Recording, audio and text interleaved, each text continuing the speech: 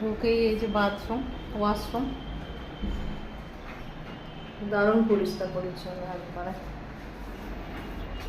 এই যে আয়না,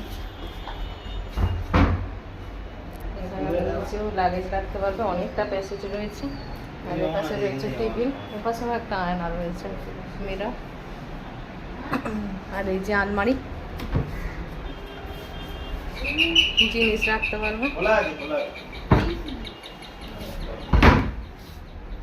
আর এই যে বেড, এটা ডবল বেড, এটা সিঙ্গেল বেড। ট্রিপল বেডের নিয়েছি, নন এসি।